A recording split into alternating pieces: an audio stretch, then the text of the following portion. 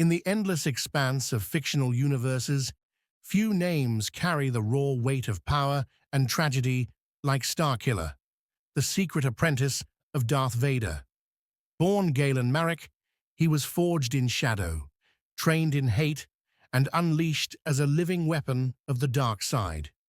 His mastery over the Force was not merely impressive, it was mythic. He could tear starships from orbit, crush armored battalions with a gesture, and duel the greatest warriors of the galaxy. Yet beneath that power lay a soul divided, torn between obedience and redemption, loyalty and rebellion. But imagine for a moment that Starkiller did not die in his galaxy far, far away.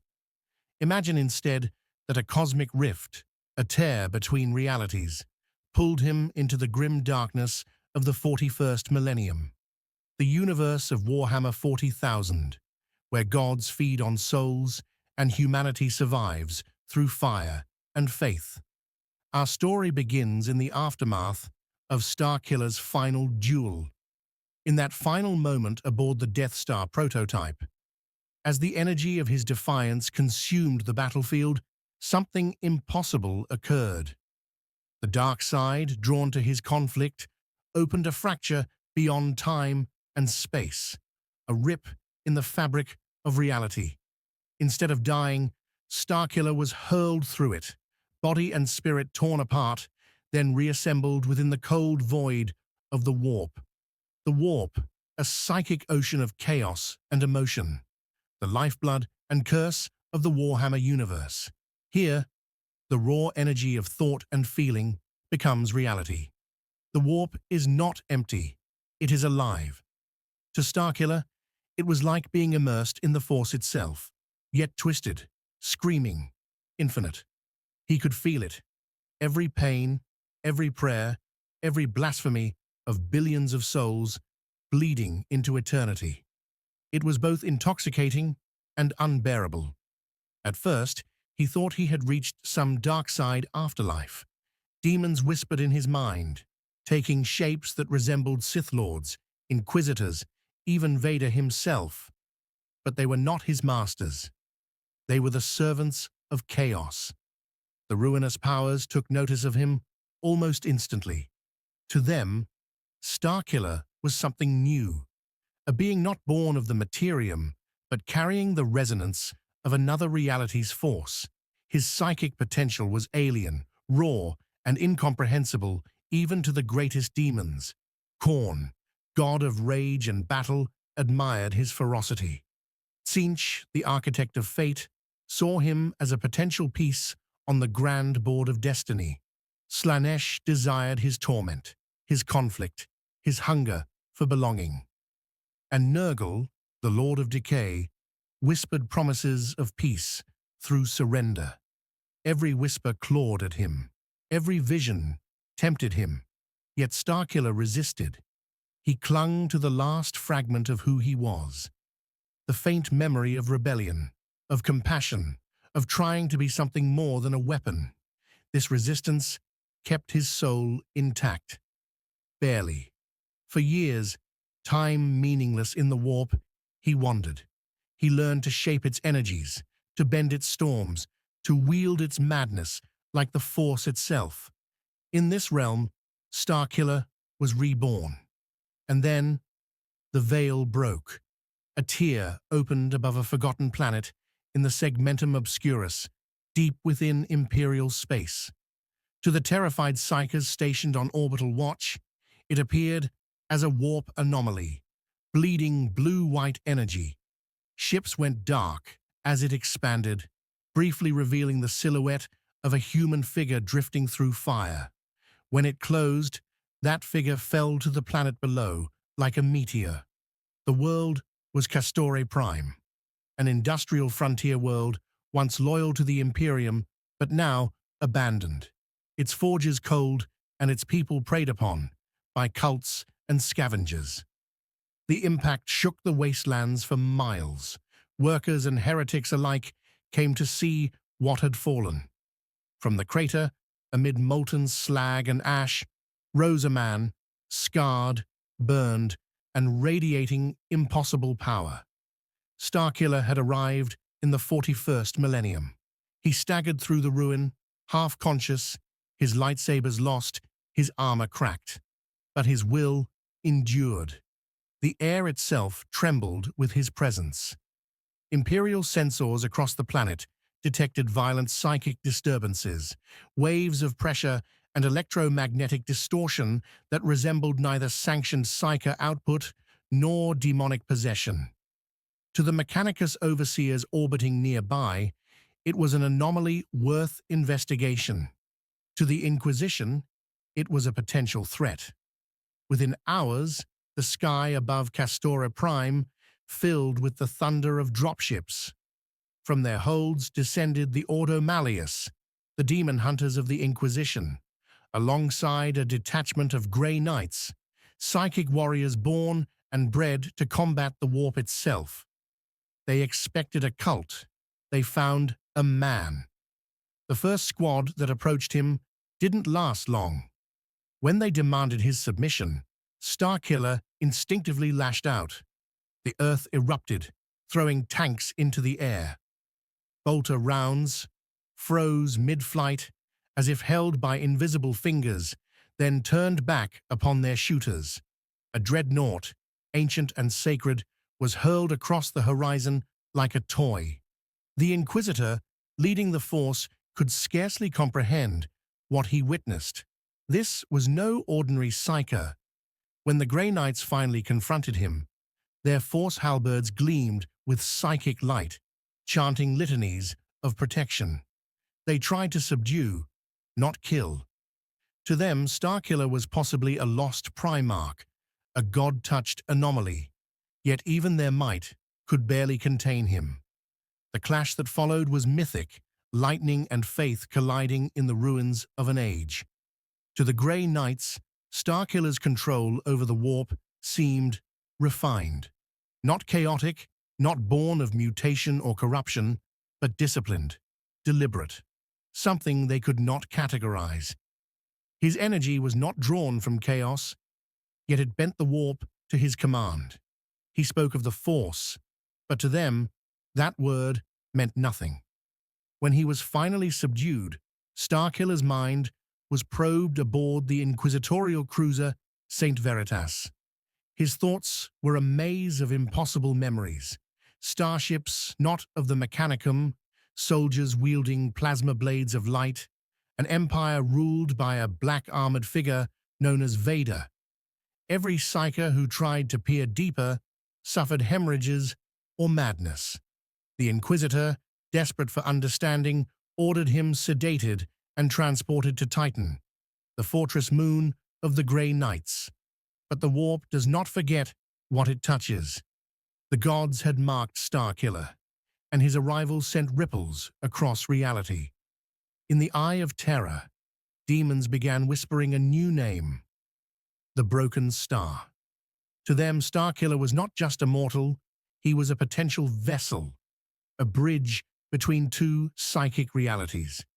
Tzeentch, ever the schemer, began weaving threads around him. On Titan, Starkiller awoke within a containment chamber reinforced by psychic wards and holy sigils. Yet the energy of the warp still sang to him. He reached out, not to escape, but to understand. He could feel the suffering of the galaxy around him. Endless wars, faith twisted into fanaticism, entire civilizations crushed under the weight of divine bureaucracy.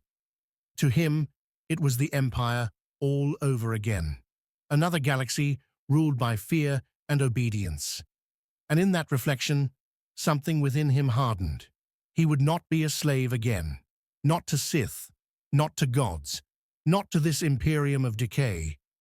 Somewhere deep within the fortress, alarms began to blare. The air pressure shifted. The walls trembled. The Force, or perhaps something beyond it, was awakening once more. The universe of Warhammer 40,000 had gained a new player, one not bound by its laws of faith or chaos. A storm was coming, one that neither the Imperium nor the gods of the warp had foreseen. And Starkiller was at its center. When the alarm sounded through Titan's sacred halls, the first to respond were the librarians, psychic masters of the Grey Knights, their minds honed into weapons of willpower. They had faced demons that could unmake reality with a thought, and yet what they sensed now was different. The disturbance wasn't born of corruption or summoning, it was like a storm of will breaking through the warp itself. Starkiller, restrained and sedated in his containment cell, was awakening. Inside the chamber, the air shimmered like heat on desert sand. The stasis field that held him began to distort, rippling as if reality itself resisted its function. Monitors flickered, rune wards flared with blue light before shattering into glowing dust. Tech priests recited emergency prayers, but it was already too late. With a single exhale, Starkiller broke free. He didn't lash out in anger. Not yet. He simply stood, breathing heavily, as if waking from centuries of sleep. Around him, the chamber's reinforced walls warped inward, crushed by unseen pressure. He extended his hand toward the door, and the adamantium bulkhead, a structure built to withstand orbital bombardment, twisted open like paper. When the first squad of Grey Knights entered, they found him standing calmly in the center of the devastation. "You will remain where you are," their Justicar commanded, voice amplified through psychic resonance. "You stand on holy ground. Resist, and you will be purged." Starkiller's gaze lifted slowly. His eyes glowed faintly with that same furious light that once burned in Vader's presence. "I am not your enemy," he said, voice calm, but carrying an unnatural echo that rippled through their helmets. "But I will not be caged." The Justicar raised his halberd, reciting the canticle of absolution. The psychic wards flared to life again, but Starkiller's power surged faster. Lightning exploded across the chamber, searing symbols into the walls. The Grey Knights held their ground, but each step toward him felt like wading against a hurricane. One knight's armor cracked, another was hurled backward by invisible force. Yet the Justicar pressed on, his faith burning brighter than fear. He invoked the Emperor's name, his words shining with psychic flame. "By his will, I bind you, demon or man," he roared, thrusting his weapon forward. The halberd's blade met Starkiller's palm and stopped. For a heartbeat, power clashed, the Force against the Emperor's light, two philosophies colliding across universes. The resulting shockwaves shattered the floor, ripping open the chamber and hurling both warriors apart. The aftermath was silence. The Justicar lay unconscious, his armor scorched, but his spirit unbroken. Starkiller, breathing heavily, looked down at his own hands. They trembled, but not from weakness, from realization. He had faced power on par with the Force, yet it was different, structured, worship-driven, bound to a collective faith. These people drew strength, not from will, but from belief. It fascinated him and terrified him. Soon after, an inquisitor entered the chamber, flanked by servitors and custodian envoys. She was tall, stern, and utterly fearless. Inquisitor Avara Kane, Ordo Malleus, was not a woman given to awe. Yet when she saw Starkiller standing amidst the wreckage of one of Titan's most secure vaults, even she paused. "You are not from this galaxy," she said flatly. "We've scoured your mind." "What are you?" Starkiller met her gaze. "A mistake," he said quietly. "One your gods should never have allowed to cross over." Kane studied him with the cold precision of someone accustomed to dissecting heretics. "Our gods?" she replied. "You speak as if you've seen them." "I've seen worse," he answered. "I've seen men become gods, and gods die like men. There was something in his tone, a weary certainty that shook even her iron composure. She ordered him restrained once more, but not destroyed. "If you are what I think you are," she said, "then you may yet serve the Emperor's design. Or die, revealing what you know." Over the next weeks, Starkiller remained on Titan, though this time his confinement was less about imprisonment and more about observation. The Inquisition, alongside Mechanicus Magi, studied his connection to the warp. They found his energy output baffling, psychic in signature, yet unaligned. He could channel warp currents without invoking any known rituals. No demonic taint, no soul binding. His strength came from within, drawn through discipline and emotion. To the Grey Knights, this was heresy, wrapped in mystery. To the Mechanicus, it was an opportunity. They theorized that his force might be a different aspect of the same universal current that gave rise to the warp. If true, then Starkiller represented a scientific miracle, proof that other universes could produce psychers independent of the warp itself. But the warp had not forgotten him. During one of his meditative trances, Starkiller felt the echo again, a whisper beneath the surface of thought. Not chaos, not the force as he knew it, but something between. He saw visions, a throne of gold, a dying god kept alive by prayer, and an empire rotting from the inside. He saw humanity devouring itself under banners of purity, and he heard a voice, cold, ancient, yet faintly human. "You are not of my design," it said, "and yet you walk among my children." When Starkiller's eyes opened, he was no longer in his chamber, or perhaps the chamber was no longer real. He stood before a massive figure of light, a man seated upon a throne, his face hidden by radiance. He recognized the aura instantly, power beyond comprehension, yet constrained by suffering. "The Emperor," Starkiller whispered. The being did not move, but its presence filled his mind. "You are a fracture in the pattern," the voice said, "a storm not born of the warp, but of will. You do not belong here, and yet you might serve a purpose." "What purpose?" Starkiller asked. "To remind them," came the reply, "that divinity is not born of worship, but of choice." Then the vision faded. Starkiller awoke back in his containment cell, heart pounding. Around him, alarms sounded again, not from his doing this time, but from beyond Titan. Reports streamed in, a massive warp incursion in the nearby system. Demonic forces were emerging through a rift larger than any in recent centuries. Grey Knights mobilized immediately. Kane approached his cell, eyes burning with purpose. "You felt it too, didn't you?" she demanded. "They're coming for you." Starkiller nodded. "Not just for me," he said quietly. "They're coming for what I represent." Against the counsel of her peers, Inquisitor Kane made a choice that would change Imperial history. She ordered Starkiller's release.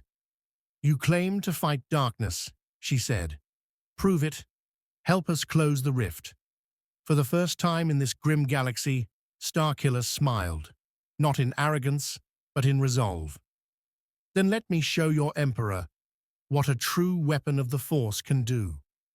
And with that, he stepped into the light of a new war, one that would test not only his power, but his very soul. As Imperial ships descended into the warp-torn void, Starkiller prepared for the battle to come. Somewhere within the swirling chaos, demons whispered his name, and the gods of chaos smiled. For the galaxy was about to witness something it had never seen before, a warrior of another universe, wielding the Force against the warp itself. The warp storm above the Castora system bloomed like a wound in reality, a vortex of color and horror where time folded in on itself. Imperial cruisers formed a blockade around the planet's orbit, their hulls wreathed in holy flame from re-entry thrusters and psychic shields. At the forefront of this fleet stood the strike cruiser Vigilant Redemption, its hull marked by the sigil of the Grey Knights and the Inquisition's seal of authority. Within its hangar bay, Starkiller stood beside Inquisitor Kane, watching the storm churn through the void. To any ordinary mortal, the warp was madness. To Starkiller, it was something deeper, familiar yet alien. It pulsed like the dark side, but less disciplined, less obedient to will. It was chaos incarnate. His instincts screamed that this was no mere tear. It was a summoning, a deliberate breach from within, and something inside that storm wanted him specifically. The ship's vox crackled. Inquisitor Kane. Psychic readings escalating beyond safe limits. Demonic entities manifesting in high orbit. Permission to engage with lance batteries. Granted, she said sharply. Then she turned to Starkiller. You claim you fought darkness before. What you face now makes your Sith look like frightened children. Starkiller didn't reply. His eyes narrowed as the ship trembled under incoming psychic shockwaves. In the reflection of the viewport, blue lightning sparked faintly across his fingertips. Then I'll need to remind them, he said quietly, what true darkness fears. Moments later, the Grey Knights deployed. Silver-armored warriors descended from orbit aboard drop pods, their psychic chants echoing through the ether like hymns of war. As they entered the planet's atmosphere, the rift widened, reality itself screaming as demonic forms began to pour through. Crimson shapes of fire and blade, monstrous wings, and laughing mouths without faces. A legion of Khorne had come, drawn by Starkiller's presence like sharks to blood. Starkiller followed in their wake, his descent unassisted, a streak of light through the void. When he struck the ground, the impact cracked the scorched plains of Castore Prime. Around him, demons roared and charged, eager to tear this alien soul apart. He stood silent for a moment, feeling the rhythm of the Force, or whatever its echo had become in this universe. It was slower, heavier, like moving through tar, but it was there. He raised his hand. The ground beneath the first wave of bloodletters exploded upward, bodies and molten soil hurled skyward. Lightning arced in great branching veins, vaporizing a dozen more. A towering bloodthirster, wings unfurled, bellowed his challenge, swinging its axe the size of a tank. Starkiller met the charge head-on, using no weapon, only the Force. The moment the demon's blade came down, Starkiller caught it with his mind. The demon struggled, muscles straining, but its motion froze mid-swing. The Force surrounded it like a vice, crushing down. You are nothing but rage, Starkiller said, voice like thunder. Let me show you what control feels like. With a twist of his wrist, the bloodthirster's form imploded, collapsing into a storm of blood that evaporated before hitting the ground. The Grey Knights witnessed it from across the field, momentarily stunned. Even the most powerful among them struggled to slay a demon prince without ritual or relic. Starkiller had done it with sheer will, but as the wave continued, he began to feel it. The warp pushing back. His connection to the Force was being invaded, corrupted by the chaotic energies of this realm. He could hear the whispers again, Tzeentch's voice curling like smoke in his mind. You cannot master chaos, child. You can only join it. He clenched his fists. I've mastered worse. Across the battlefield, Inquisitor Kane's command post coordinated orbital bombardments, targeting coordinates Starkiller marked by gesture alone. Artillery fell like divine rain, cleansing demons in flame. Yet even as they pushed back the tide, the rift refused to close. One of the librarians, his psychic armor glowing with the Emperor's light, approached Starkiller amid the chaos. The rift feeds on emotion, rage, fear, despair. You are a beacon to it. Then let it feed, Starkiller growled. I'll give it more than it can handle. He extended both hands toward the sky. The force erupted outward in concentric waves, rippling through the warp itself. For a moment, the demons faltered, their forms distorting, as if reality around them had forgotten their shape. Starkiller's body began to glow, blue-white energy coursing along his veins. The force and the warp collided within him, waging a silent war. His body trembled under the strain, yet he stood firm. But then came a new presence. The rift expanded once more, and from its heart emerged a creature unlike the rest. A towering figure of shimmering gold and blue, its face hidden behind a mask of shifting feathers. A greater demon of Tzeentch, an exalted lord of change. Its voice was a chorus of laughter and prophecy. "Ah, the exile of another reality," it hissed, wings unfurling in patterns that defied geometry. "How delightful." The warp. "Thanks you for your gift." Starkiller turned, energy still crackling around him. "If you're the one who brought me here," he said, "I'll make sure you regret it." The demon chuckled. "Regret? I am the architect of destiny. You are exactly where you were meant to be." The two forces collided. The impact shattered mountains. Each exchange tore holes in the sky, each blow resonating through both the material and immaterial planes. The demon hurled bolts of raw warp fire. Starkiller caught them mid-air and flung them back, amplified through the force. He conjured a storm of debris and flame, ripping the battlefield apart, hurling tanks, demons, and even grey knights clear of the epicenter. The fight raged for minutes that felt like centuries. To the Imperials observing from orbit, the battle appeared as a blinding maelstrom of color and lightning, readings so intense that sensors overloaded. On the surface, entire ridges collapsed under the pressure of their duel. But Tzeentch's servant was patient. With each exchange, it learned. With each parry, it absorbed Starkiller's rhythm, analyzing his connection to this foreign force. Finally, it struck with cunning precision, not to kill, but to corrupt. It cast a psychic wave directly into Starkiller's mind, a mirror made of warp energy, forcing him to confront every moment of failure he had ever endured. He saw Vader again, the betrayal, the endless cycle of master and servant.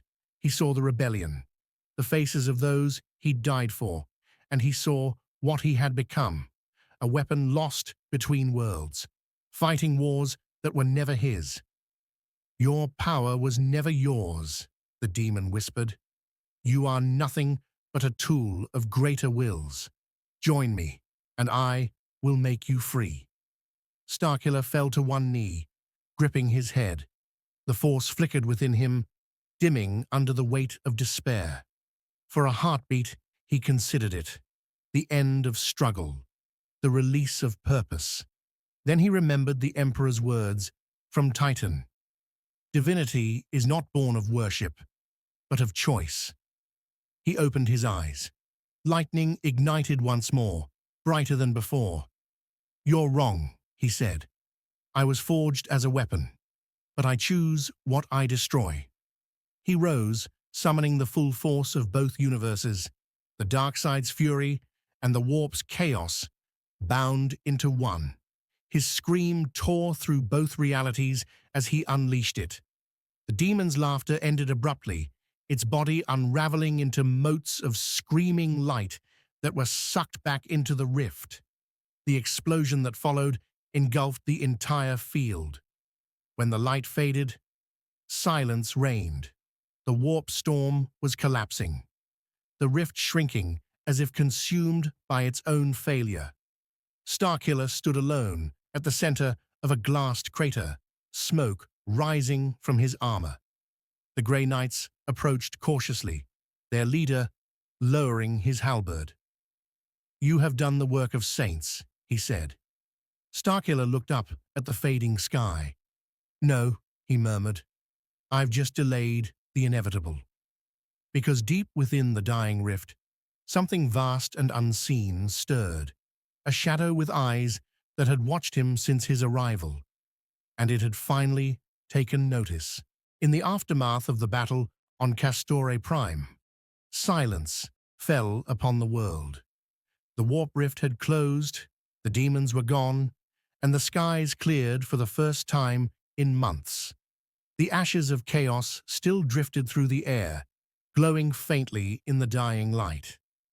But among the shattered ruins, Starkiller stood motionless, staring into the horizon as if searching for something he couldn't name. The Grey Knights surrounded him, their halberds lowered, but still at the ready. They didn't understand what they had just witnessed.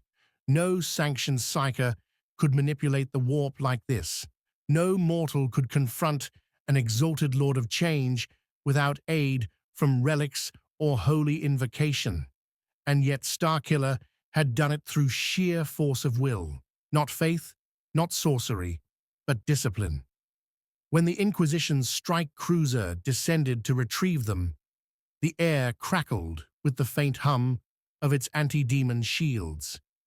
Inquisitor Avara Kane emerged from the craft, her eyes scanning the battlefield before settling on Starkiller.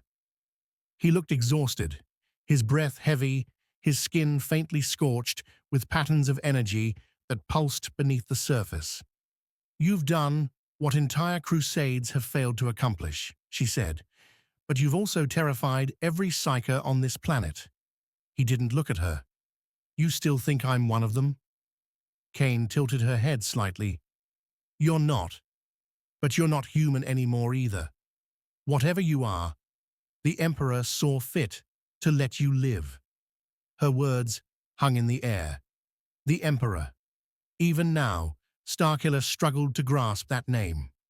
A being trapped upon a throne, worshipped as a god, ruling over trillions through fear and faith. The more he learned of this Imperium, the more it reminded him of the empire he'd tried to destroy, only more desperate, more hollow. Back aboard the Vigilant Redemption, the debriefings began. Data scribes analyzed sensor readings, Mechanicus Magi attempted to quantify his energy output, and psyker-attuned monks tried to describe the echo his presence left within the warp. None could make sense of it. One Magos explorator called it structured chaos energy, ordered emotion made manifest. But Starkiller didn't care for their analysis. He wanted answers. He spent hours staring out at the stars from his quarters, reaching out through the Force, or what remained of it, trying to feel his old galaxy, his old world. There was nothing. No life, no light. Just the oppressive weight of the Immaterium pressing against his mind. It was there that Kane found him again. She entered quietly, her boots echoing against the metal floor. "The Grey Knights speak of you as a saint," she said, "but the High Lords will call you a threat." Starkiller turned slightly, his voice calm but hollow. "What do you call me?" She paused. "Necessary." That single word drew his attention. She stepped closer, lowering her tone. "The rift you closed wasn't random. It was engineered. We found sigils of Zinchian origin buried deep beneath the planet's crust, ancient, predating the Imperium. Someone, or something, has been preparing this breach for millennia. And you, Starkiller, you were the key to opening it." He frowned. "You think I was brought here on purpose?" "I don't think," Kane replied. "I know. The readings from your arrival, the energy signature from the rift, match the resonance of what you released during the battle. The warp doesn't make coincidences." Starkiller's eyes darkened. "Then whoever, or whatever, dragged me here, isn't done." Her expression was grim. "No, and that's why the Ordo Malleus wants you under permanent observation. But I'm offering you a choice. Serve me. Work with me to uncover what's coming. I can protect you from the Inquisition's purges." For a while he studied her, for a long moment. He could feel no deceit in her words, only determination, tempered by fear. "You're not doing this for me," he said. "I'm doing it for humanity," she answered simply. "And if that means using a weapon I don't understand, then so be it." Starkiller considered her words, then nodded once. "Then let's begin." Over the following months, Starkiller became an unspoken secret of the Inquisition. His existence was erased from records, his name reduced to a designation. Subject, Theta Null. Under Kane's supervision, he participated in covert operations against Chaos incursions, Xenos cults, and rogue psychers. To the Imperium, he was a myth, a silent storm that appeared when worlds teetered on the edge of damnation, then vanished without trace. But within him, a quiet struggle persisted. Each time he touched the warp, he felt it, reaching back. Its chaotic nature tempted him, whispered to him, offered him strength beyond comprehension. He could draw upon its power, amplify his abilities tenfold, but at the cost of his mind. It was a battle he fought alone. On the forge world of Tartarus Fifth, that battle nearly ended him. The mission had been simple: eliminate a cult of the Thousand Suns that had infiltrated the planet's underhives. But when Starkiller entered the catacombs, the air was already humming with psychic resonance. Statues of ancient sorcerers lined the walls, their eyes carved to follow intruders. At the center stood a single figure, tall, armored in blue and gold, staff crackling with warp energy. A sorcerer of Tzeentch. "I have waited for you, child of another star," the sorcerer said, his voice echoing like a dozen overlapping tones. "Do you know what you are?" Starkiller ignited his lightsaber, its blade humming softly in the dim chamber. "I know what I'm not," he said. The sorcerer smiled beneath his helm. "Oh, but you are mistaken. You are not anomaly, you are prophecy. The warp chose you, because your force and our chaos are one and the same." With that, he unleashed a storm of psychic fire. Starkiller deflected it with a sweep of his hand, the energy swirling into a vortex that shattered the walls. The duel began, a contest of will, not just strength. Bolts of warp energy met telekinetic force, each explosion lighting the chamber in violent color. Starkiller moved like a phantom, his blade carving arcs of blue light through the smoke. The sorcerer countered, bending time around his movements, appearing and reappearing with impossible precision. "You cannot fight destiny," the sorcerer hissed, raising his staff high.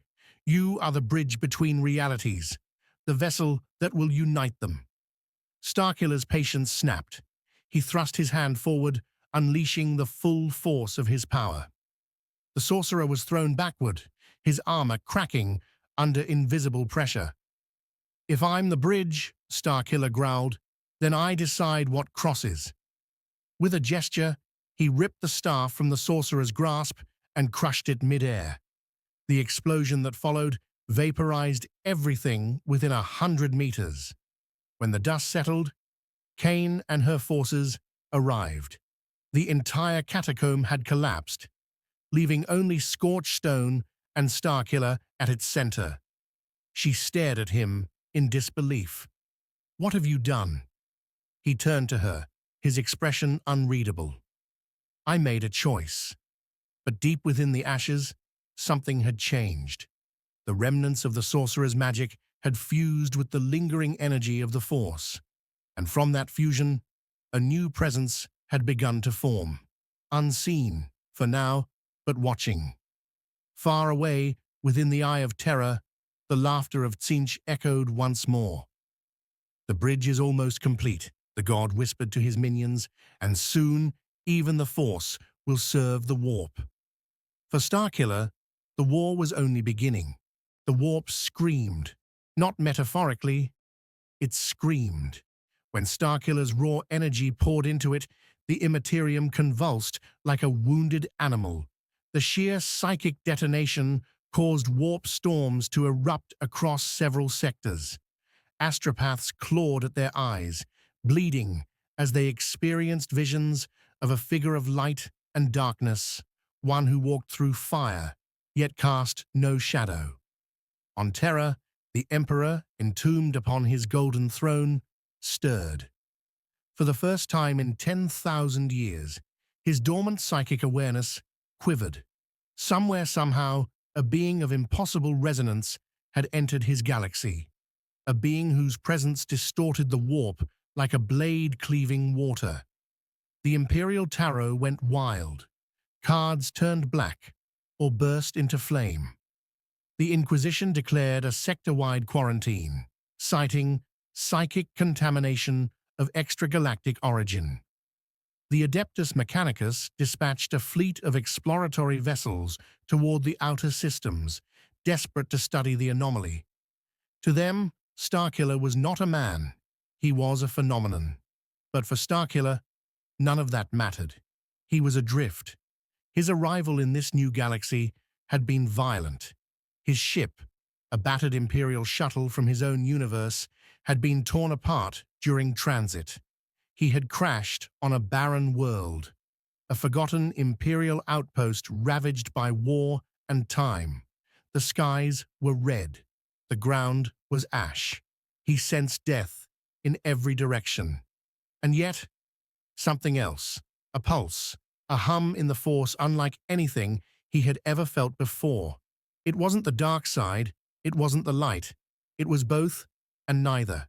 It was raw, primal will. The warp called to him, whispering in tongues that were not words.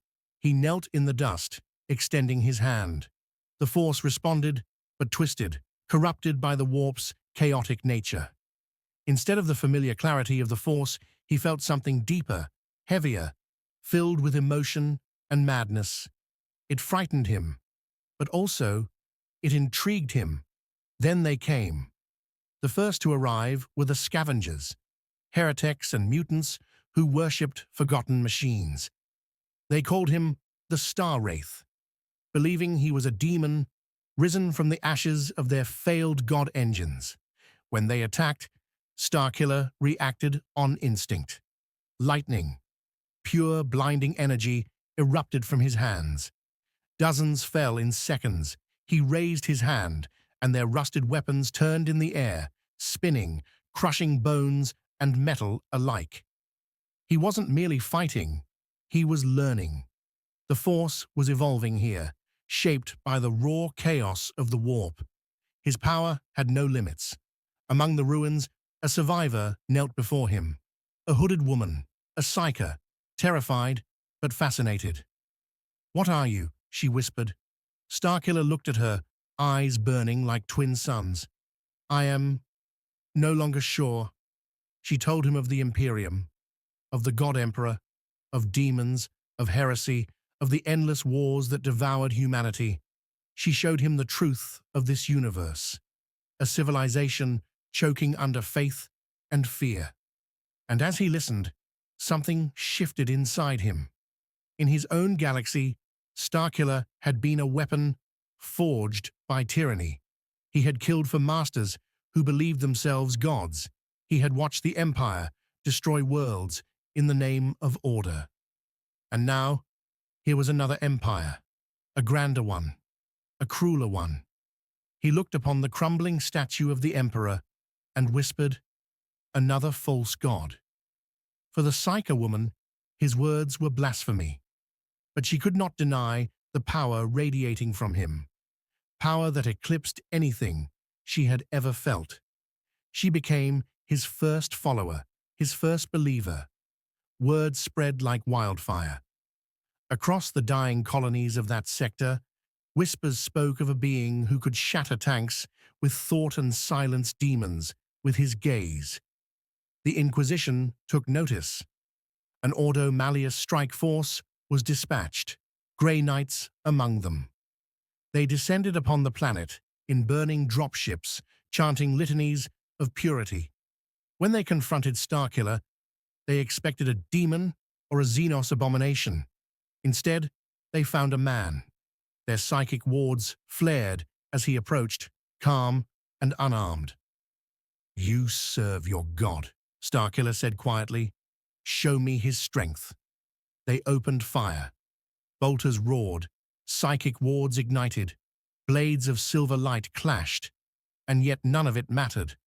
Starkiller moved like the storm itself. He seized their bullets mid-air, reversed their trajectory, sent armored warriors crashing into each other with invisible hands. Their psychic blades, designed to banish demons, met his lightsaber and cracked. The leader, a Justicar named Alaric, unleashed a psychic blast that could have leveled a fortress. Starkiller countered with a gesture.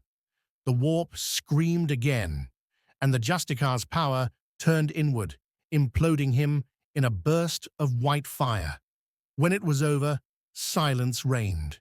Starkiller stood among the ruins of the strike force, breathing heavily. The force around him shimmered, warped, alive. He realized then that this universe's psychic field, the warp, was like a living force, vast and untamed. He could feel the Emperor watching him through it. For the first time since his arrival, Starkiller reached out, across the void, across the warp, across time. What answered was not a voice, but a presence, infinite, burning. The Emperor's mind touched his. It was not communication. It was collision.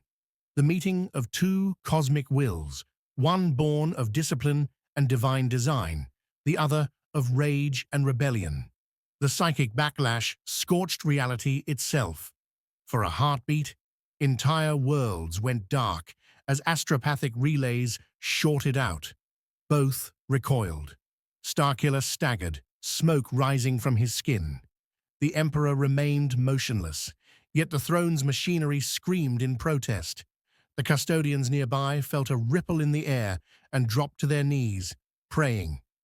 Across the galaxy, chaos stirred. The ruinous powers had felt it too.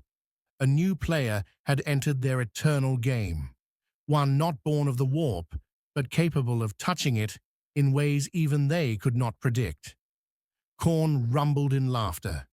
Tzeentch watched with curiosity. Slaanesh purred with delight. Nurgle simply waited. In the shadows of the Eye of Terror, demons began whispering a new name. The Starborn, the False Sun, the Force touched. And somewhere in the deep black, Starkiller looked to the stars and whispered, "If your god watches me, then let him see what I will do." He turned his gaze toward the nearest hive world, its endless spires burning like candles in the dark. He would find this Imperium, he would see its god, and he would decide, was this Emperor a savior, or simply another tyrant in need of destruction? The galaxy would soon learn the answer. The world of Helios Prime had never seen a storm like it. It began with an eclipse, an unnatural shadow cast across the sun. Then came the lightning. Not the crimson lightning of the warp, nor the mechanical glow of orbital bombardment. This was something purer. White-hot veins of light split the skies, warping clouds into burning halos. Beneath that storm walked Starkiller. Cloaked in tattered robes, scavenged from the dead, his armor marked with unfamiliar sigils of another universe, he strode toward the capital hive like a phantom of vengeance. Every step he took sent ripples through the force, and the warp felt it. The closer he came to the heart of Imperial civilization, the more he understood this galaxy's sickness. The force here was chained, twisted by centuries of dogma and fear. Psykers were hunted, enslaved, or sacrificed to feed the Golden Throne. To Starkiller, it was an abomination, a perversion of the living energy that connected all things. He walked through a shanty town of pilgrims and beggars who worshipped the Emperor's image. Many knelt as he passed, mistaking his aura for that of a saint. Others screamed heresy and threw stones. He ignored both. Their faith was misplaced, but their suffering was real. A voice called out, "You walk without the Emperor's blessing, stranger. State your purpose." The speaker was an Arbeits officer, flanked by two servitors. Starkiller turned slowly. His eyes glowed faintly, not from technology, but from the raw energy within him. "My purpose," he said evenly, "is to see your god." The officer hesitated. Something primal told him this was no mortal man. Before he could reply, the air shimmered. A stray thought from Starkiller's mind, a whisper of the Force, and the man's weapon rose from his hands, suspended in mid-air. "I mean no harm," Starkiller said softly, lowering the weapon, "but I will not be stopped." By the time the Adeptus Arbeits mustered a proper response, it was too late. He had entered the hive. Starkiller walked among millions, workers, pilgrims, soldiers, and zealots, each one carrying the weight of a civilization that had forgotten freedom. He could feel their fear, their hunger, their desperation. The Force surged within him, reflecting their emotions like a storm-tossed sea. He could not save them all, but perhaps he could awaken them. He found a place of worship, a vast cathedral of steel and bone, its stained glass depicting the Emperor's battles. Inside, a sermon was underway. A preacher stood before a trembling crowd, screaming that obedience was salvation, that doubt was heresy. Starkiller entered quietly. When the preacher saw him, he faltered. The congregation turned, their murmurs swelling. Starkiller stepped forward, voice calm but resonant. "You say obedience brings salvation," he said, "but your God demands silence, not truth. He feeds on your fear, not your faith." The crowd gasped. The preacher's eyes widened in horror. "Blasphemer!" he roared. "Guards!" But before they could seize him, Starkiller raised a hand. The air trembled. Candles flickered out. Chains hanging from the ceiling began to sway. "I have seen tyrants who called themselves gods," Starkiller continued, his voice echoing with power. "I served one once. He promised peace through obedience. He built empires on fear. I destroyed him." The Force pulsed outward, filling the cathedral with shimmering light. Statues cracked. The preacher fell to his knees, trembling. "I am not your savior," Starkiller said, "but I will show you what power truly is, the power to choose your own destiny." For a moment, silence. Then, whispers. One voice murmured, "Saint of the storm." Another cried, "He speaks truth." And so, the first spark of rebellion was lit. The Inquisition's response was immediate. An Ordo Hereticus warship descended from orbit, its vox channels blaring decrees of excommunication. An army of Sisters of Battle was deployed to purge the hive. When they found him, he stood alone, atop the spire, watching the storm he had created. Canoness Viridia approached, her golden armor gleaming in the lightning. "You blaspheme against the master of mankind," she declared.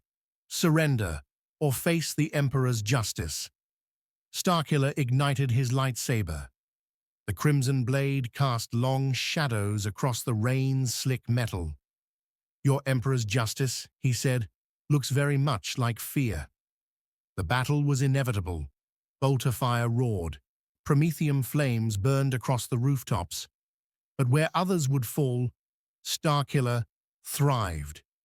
He danced through their ranks like a phantom, deflecting rounds, crushing ceramite, with invisible force. He caught missiles mid-flight and turned them back upon their launchers.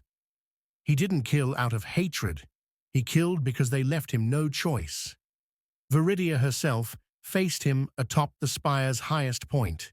Her blade of blessed adamantium clashed against his crimson saber, sparks hissing through the storm. She fought with zeal, faith unshakable. "You could have been a saint," she spat. "I am no saint," he replied. "I am what your god refuses to be, free." With a final motion, he disarmed her, the force wrenching her weapon away. But instead of killing her, he deactivated his blade. "Tell your emperor," he said, "that I am coming." Then he leapt from the spire, vanishing into the storm. By the next dawn, the hive was silent. The preacher's cathedral lay in ruins, and across the Vox networks, a new message spread like wildfire. The Starborn rises. Entire Manufactoria whispered his name. Miners carved his likeness into walls. Some called him a heretic, others a savior. But all agreed he was unlike anything the Imperium had ever seen. On Terra, deep within the Golden Throne Chamber, the Emperor's eyes opened, if only for a moment. A flicker of consciousness brushed against the immensity of the warp. He felt the disturbance growing. Another son, the Emperor's thoughts whispered faintly through the immaterium. But not of my making. Across the galaxy, the warp howled. The ruinous powers gathered. In the twisting palaces of the warp, the dark gods conferred, their laughter echoing through unreality. Tzeentch saw in Starkiller a possible pawn. Khorne saw a rival. Slaanesh saw a delight. Nurgle saw inevitability. They whispered temptations into his dreams, showing him visions of infinite power, of ruling worlds drenched in blood and worship. But Starkiller resisted. He had seen this before, the corruption of ambition. He would not fall again. And yet, something inside him ached, a void left by loss, by betrayal, by the endless cycle of serving masters who called themselves gods. Perhaps this emperor would be the last. Perhaps confronting him would finally bring peace or destruction. As the storm cleared, Starkiller stood atop a ridge, watching the distant hive burn. His eyes glowed faintly as he whispered to the wind, "Your galaxy will know freedom, even if I must burn it to give it light." Above him, the stars seemed to pulse in answer, as though the force itself were listening.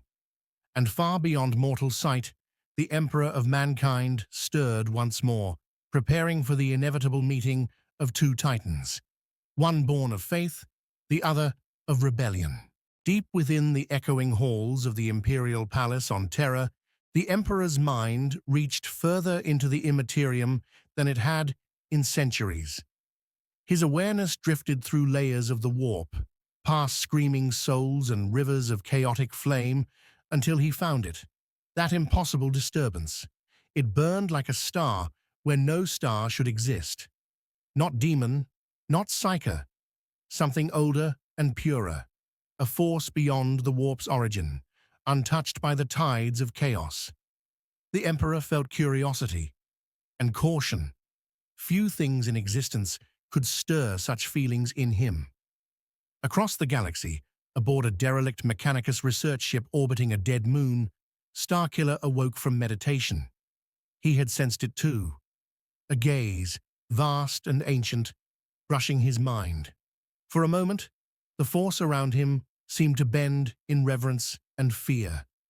He opened his eyes and whispered to the empty air, "So, you finally see me." The servitors and tech priests aboard the ship had already begun to worship him. They called him the living conduit, believing he was the Omnissiah reborn. They had seen him move starship wreckage with a gesture, repair shattered machinery with invisible power. When he spoke, data scribes recorded his words as scripture. But Starkiller did not want followers. He wanted understanding. He sought knowledge of the Emperor, the being that held this galaxy in his grip. Through the minds of his new disciples, he learned of the Astronomicon, the psychic beacon powered by billions of sacrificed souls, keeping Imperial ships from losing themselves in the warp. To Starkiller, it was an atrocity disguised as necessity. A god who feeds on his people is no god, he said coldly. He is a parasite. Still, he needed to see this emperor for himself. And so he began his journey toward Terra. Every system he passed reacted differently. Some hailed him as divine, their priests proclaiming that the Starborn had come to cleanse the false faith. Others sent fleets to destroy him, branding him a demon. None succeeded. The Imperial Navy soon realized they were not dealing with a mere heretic. Ships sent to intercept him found themselves disabled before battle even began. Their engines seized by invisible force, their crews paralyzed by psychic terror. Some captains swore they saw their own ships crushed in open space by an unseen hand. Meanwhile, in the warp, the ruinous powers grew restless. Tzeentch's laughter echoed through eternity. He is not of us, yet he bends the warp as if it were his servant. Perhaps he could serve my designs. Khorne's roar shook blood-soaked worlds. A warrior who kills without worship, I would break him until he kneels. Slaanesh purred.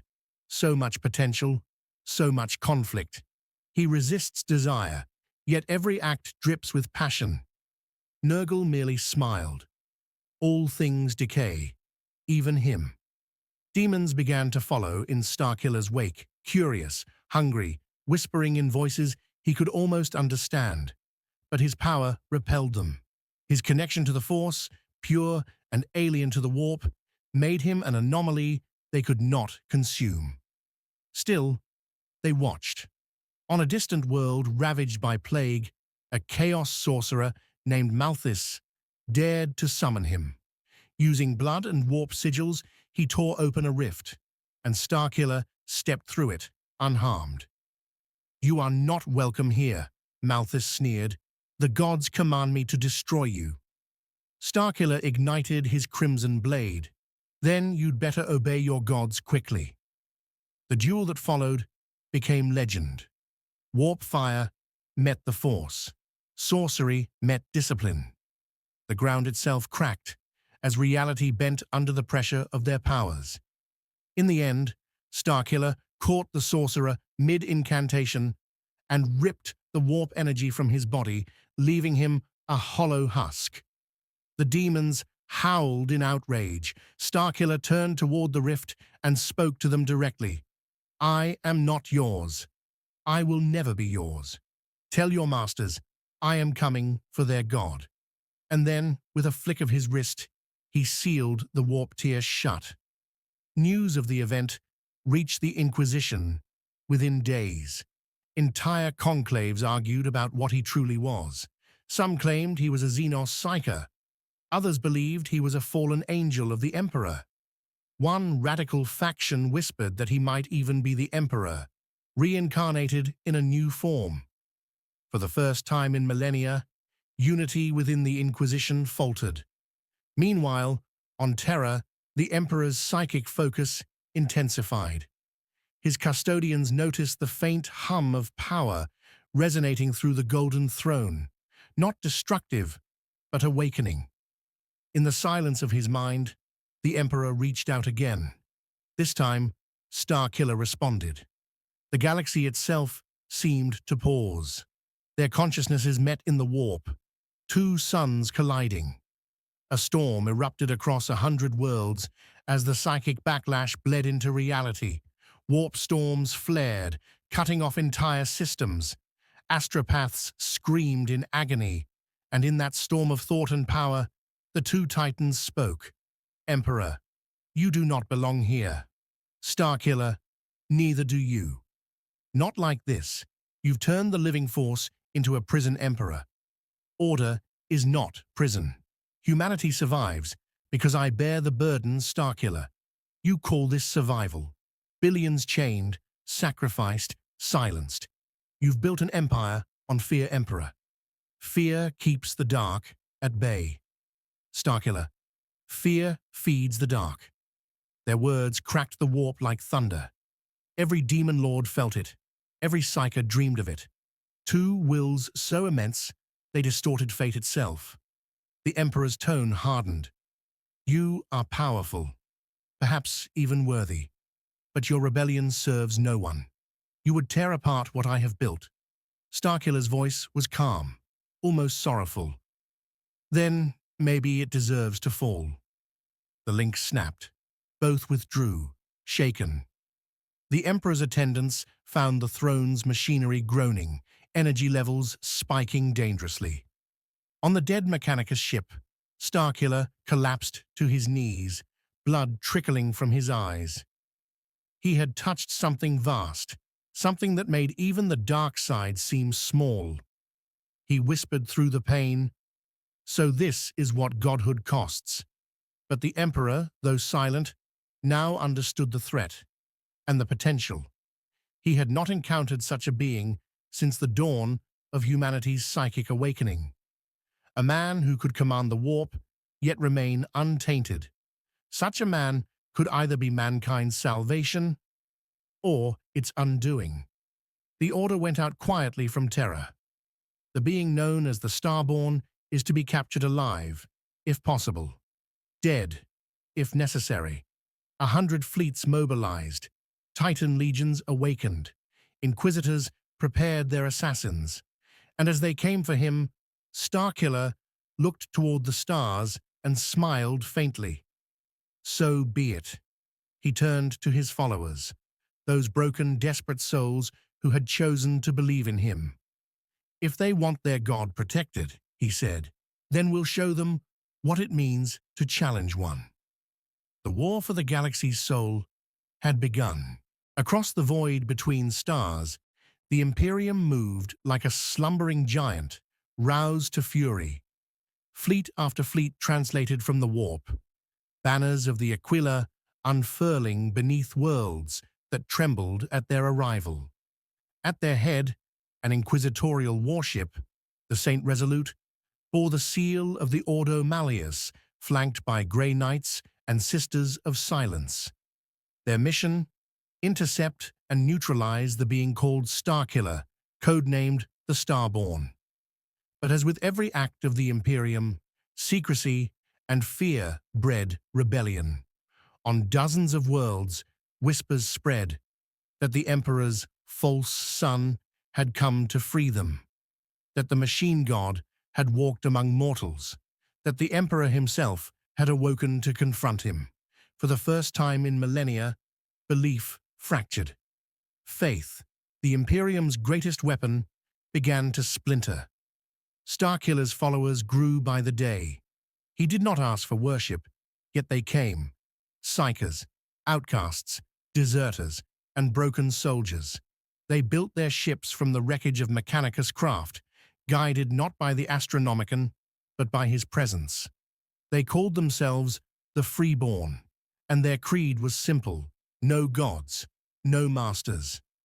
From the bridge of his flagship, a refitted lunar cruiser named the Eclipse, Starkiller stared into the nebula ahead, a storm of colors writhing like a living thing.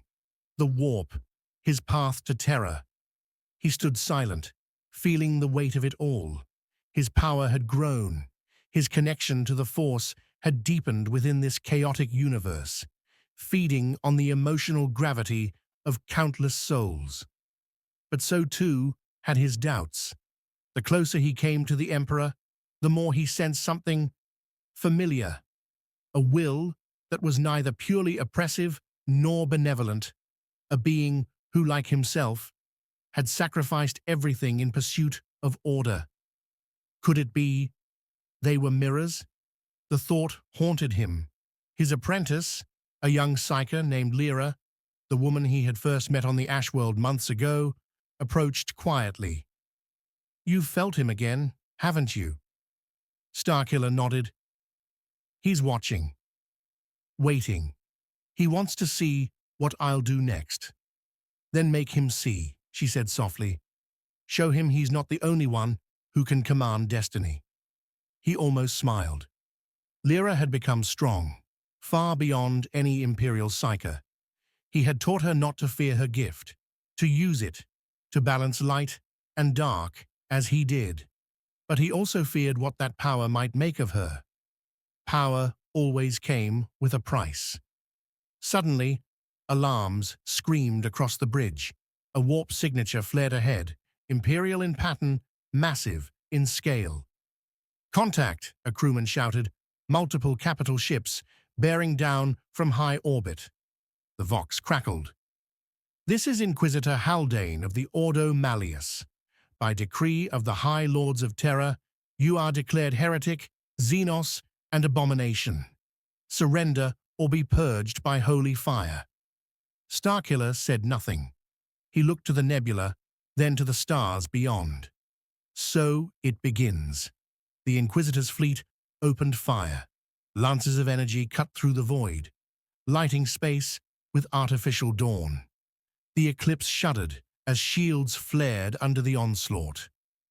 Return fire, Starkiller said. Target engines. I want them disabled, not destroyed. His crew obeyed, but it wasn't enough. The Imperium's guns were relentless, and soon the freeborn fleet began to buckle under sheer force. Then Starkiller moved. He stepped to the viewport, closed his eyes, and reached out. The force, the warp, the living sea of energy that bound all things, answered. In an instant, he extended his will across the battlefield. The void rippled. Imperial ships lurched as gravity twisted, dragging them off course. Their gunners screamed as weapons refused to fire, their power feeds bending like molten wire under invisible strain. He reached deeper, beyond the material realm, touching the warp itself. The line between force and immaterium blurred, and suddenly he was everywhere. A grey knight aboard the St. Resolute felt his mind split open as a voice thundered within. You fight for a throne of corpses. What has your god given you but chains? The knight fell to his knees, his psychic wards flickering. Others followed, blood seeping from their eyes as Starkiller's presence crushed their resistance. Only Inquisitor Haldane held firm. He was old, scarred, a veteran of demon hunts, and he recognized power when he felt it. Monster, he growled, you wield the warp like a god, but you are just another puppet of chaos. Starkiller's voice echoed across the Vox. Chaos is your excuse for everything you fear. I am not your enemy, your lies are. Then, with a flick of his hand, the St. Resolute's weapon batteries folded in on themselves like paper. The ship spun out of control, flames spilling from its ruptured hull. The freeborn cheered. Victory seemed certain, but Starkiller did not celebrate. He felt something far greater, stirring beyond the veil, a presence vast and terrible, watching the battle unfold. The Emperor. For a heartbeat, Starkiller felt his will sweep through the warp, brushing against his own. He felt the weight of 10,000 years of sacrifice, the agony of a man who had built a prison of faith to protect a dying species. And though Starkiller despised what he had become, he understood him. Is this mercy, Starkiller whispered to the stars, or madness? The battle ended with the Inquisition fleet in ruins. Survivors fled into the warp, carrying word of the impossible, a man who commanded the Imperium without corruption. In the eye of terror, the Chaos Gods took notice. Khorne raged. He kills in defiance, not devotion, Tzeentch whispered. He bends the warp without belief. Dangerous, yet useful. Slaanesh purred. He denies pleasure, yet revels in rebellion. Delicious. Nurgle chuckled softly. He will rot as all things do. They began to scheme.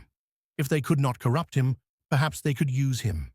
Soon, their emissaries came, demons of seductive promise and subtle deceit. They appeared in his dreams, offering armies, worlds, eternity. One night, Lyra found him standing alone, in meditation, surrounded by whispers that weren't his own. "They're trying to reach you," she said. "They already have," he murmured. "But they offer nothing I want." "What do you want?" she asked. He opened his eyes.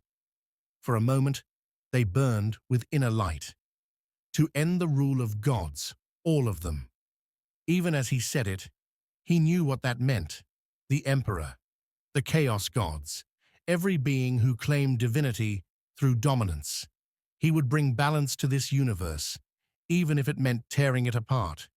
On Terra, within the silent confines of the Golden Throne, the Emperor's eyes flared with faint golden fire. His custodians felt the air tremble.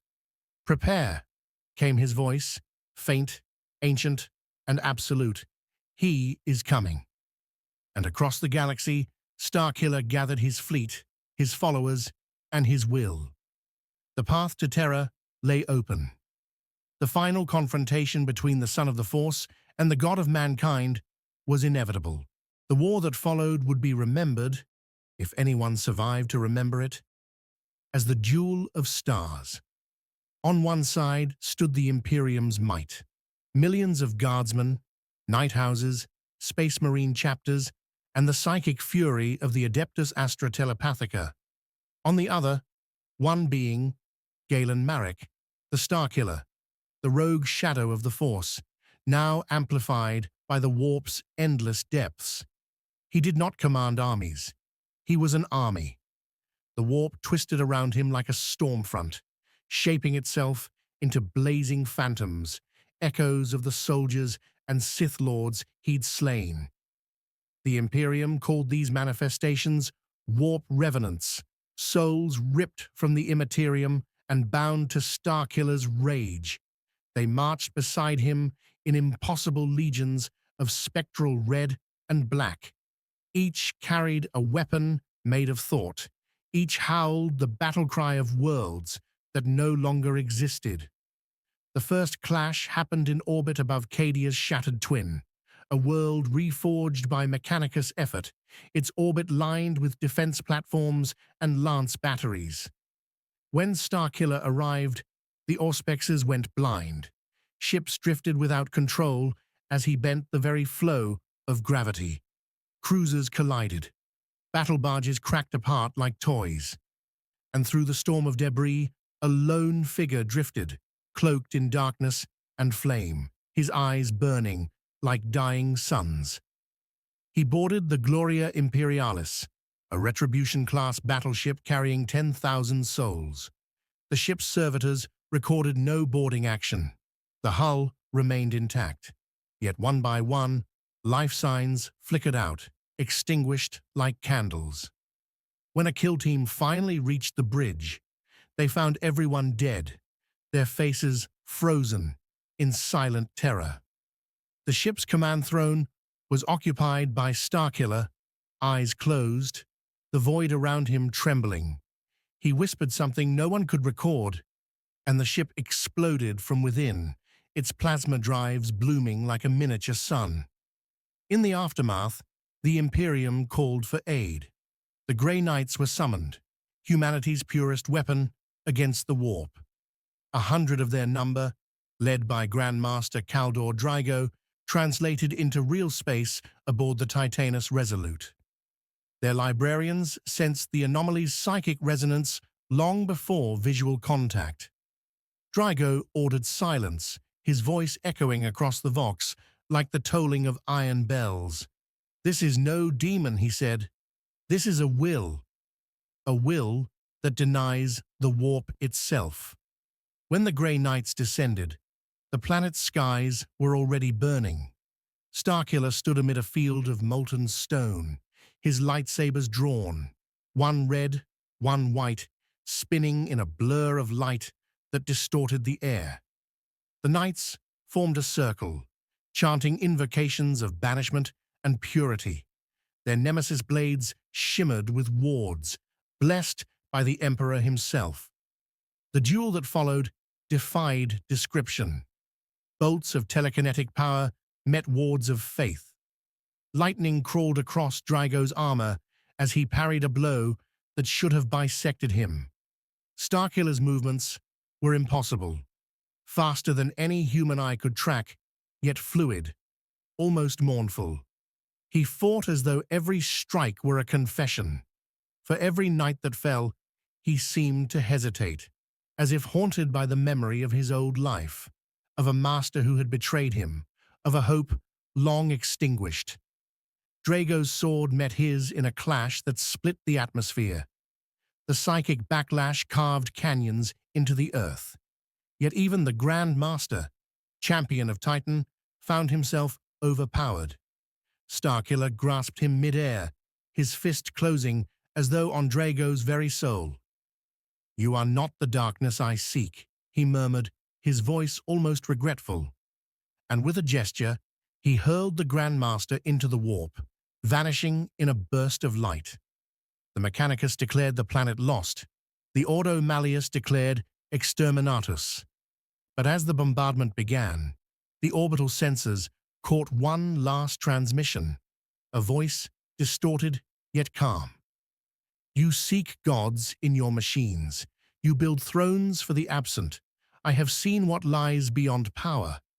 And it is nothing."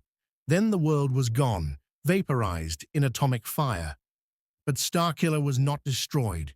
He reappeared weeks later above Holy Terror itself.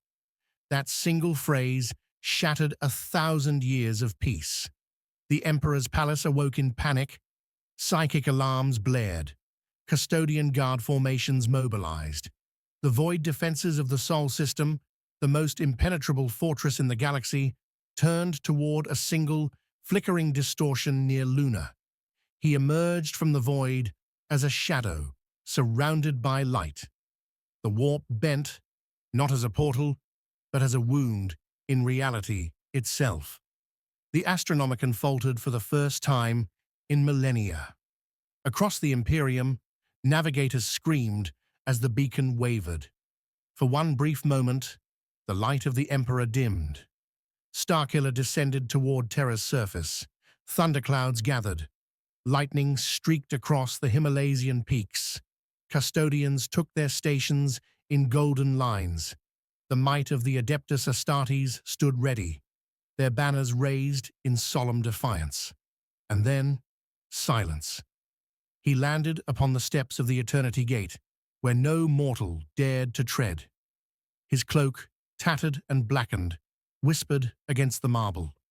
In his hands, he held no weapon, only light, raw, uncontrolled, shimmering between crimson and white, as though torn between creation and destruction. The custodian captain stepped forward, his halberd gleaming. "You stand before the golden throne," he declared. "Identify yourself." Starkiller looked up. His face was calm, almost weary.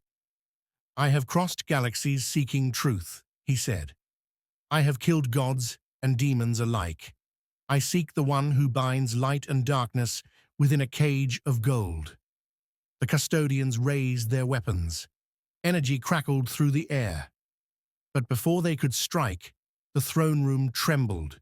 The psychic wards of the palace resonated with a tone no mortal ear could hear. From within the throne itself, a pulse of golden light emerged, not from machinery, but from the presence that dwelled within. The Emperor, silent, immobile for 10,000 years, stirred. Every psychic in the Imperium fell to their knees. Every astropath screamed as their minds were flooded with an image, a storm of gold meeting a storm of shadow converging above the earth. The warp itself quaked as two realities prepared to touch. Starkiller looked up, his expression softening, as if recognizing something familiar. "You," he whispered. "You've been here all along." The light of the Emperor intensified. filling the air with divine radiance. The custodians lowered their weapons, trembling, and for the first time in 10 millennia, the voice of the Emperor of Mankind echoed across Terra, not through sound, but through every living mind. You should not have come here, child of another star. The words were not a threat, they were a warning. The skies above Terra ignited as reality began to fracture. The warp rippled outward like an ocean struck by lightning, and humanity stood witness to the meeting of two forces that could unmake creation itself, the Force and the God Emperor. Two philosophies, two destinies, two visions of control and freedom, colliding in one fragile universe. And at the center, Starkiller, the bridge between them. What came next would determine not only the fate of the galaxy, but the nature of power itself. For the Emperor of Mankind had met his equal, and perhaps his successor. The air trembled with energy so pure it defied comprehension. Above the imperial palace, clouds split apart into burning fissures of gold and black. The warp and the force intertwined, not in opposition, but in resonance. Billions of souls across Terra fell to their knees as reality itself seemed to pause, holding its breath for what would follow. In that moment, Starkiller stood alone before the Eternity Gate, bathed in the radiance of the Emperor. His cloak tore apart under the storm's pressure, revealing a man, not a monster, not a god, but a soul that had walked too far between light and darkness. His eyes reflected twin stars, one of red fury, one of white sorrow. The Emperor's voice filled the cosmos. "You carry the wound of another universe," it said, neither anger nor mercy in its tone. "You wield a power that is not mine, yet it sings the same song.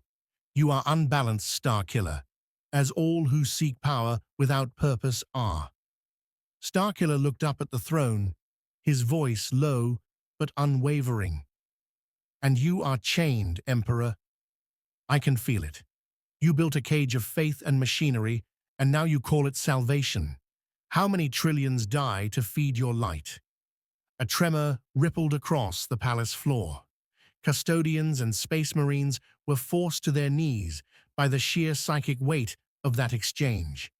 To them, it felt like witnessing two suns colliding. The Emperor's tone grew heavier, ancient and sorrowful. "You misunderstand. My cage is not of gold. It is of duty. I remain because I must. Were I to depart, your reality would drown in the sea of the warp. I am the dam that holds back eternity." Starkiller raised a hand, the force swirling around him like a tempest. "And yet your people suffer while you sleep. Your sons betrayed you. Your empire stagnates in blind worship. If your light is salvation, then why does your galaxy still burn?" For a heartbeat, silence. Then the Emperor spoke again. Not through words, but through visions. Starkiller saw images flash before him. Humanity's rise, the Great Crusade, the Horus Heresy, and the endless wars that followed. He saw the burden of immortality, the weight of leading a species that constantly sought to destroy itself. And he understood. But understanding did not mean agreement. "You built your empire on control," Starkiller said softly. "I was born into one just like it, and I broke it." His sabers ignited, their light cutting through the storm, red and white, chaos and balance, destruction and creation in perfect symmetry. "Maybe it's time someone broke yours." The Emperor's light flared, the air burned. "You would unmake what you cannot comprehend." "Then show me," Starkiller replied, stepping forward. The heavens cracked. The force surged through him like wildfire as the Emperor unleashed his divine power. A wave of psychic might that rippled through the warp, shaking the Astronomicon, dimming stars across the segmentum solar. But Starkiller met it, his body glowing with impossible strength. He caught the wave, redirected it, and turned it back. For the first time in history, the Emperor of Mankind faced resistance not from a demon or a Primarch, but from something beyond his design. The world itself cried out. Across Terra, statues shattered, oceans rose. The moon trembled in its orbit.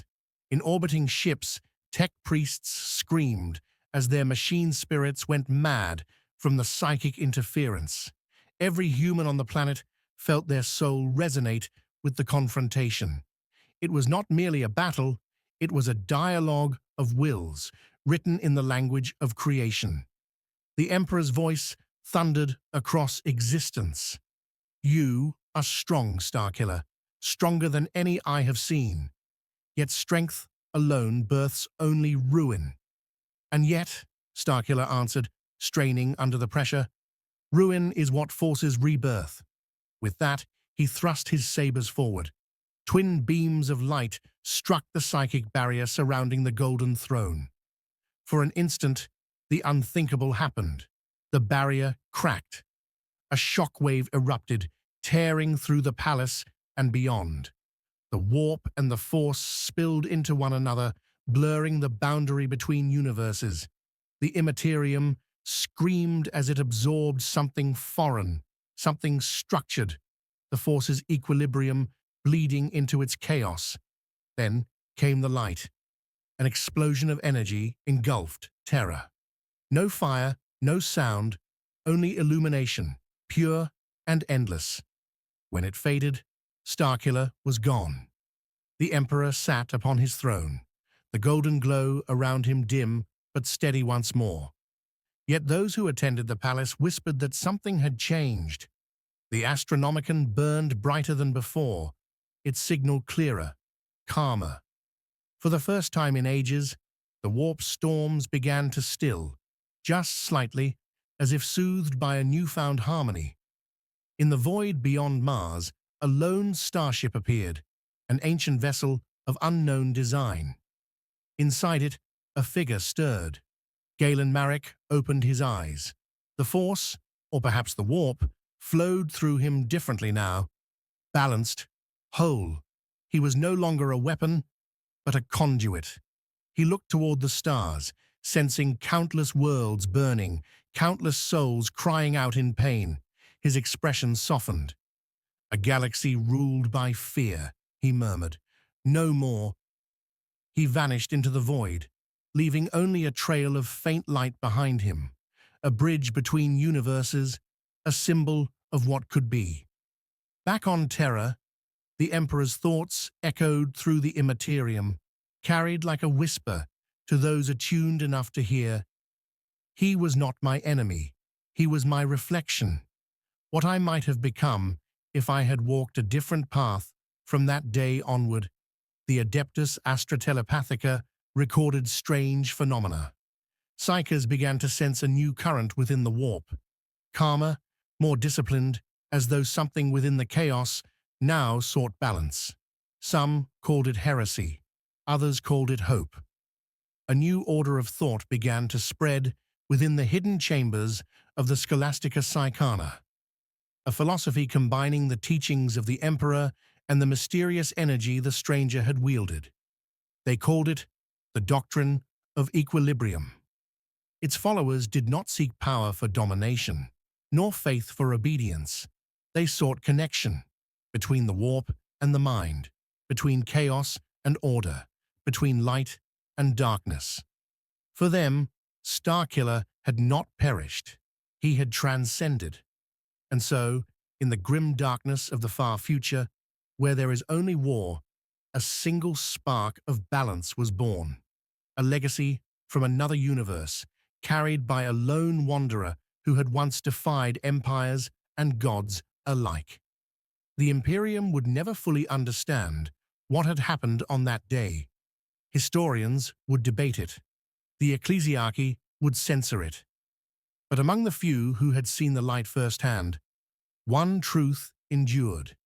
Even in the farthest depths of despair, even in a galaxy ruled by endless conflict, there remained the possibility, however fragile, of balance.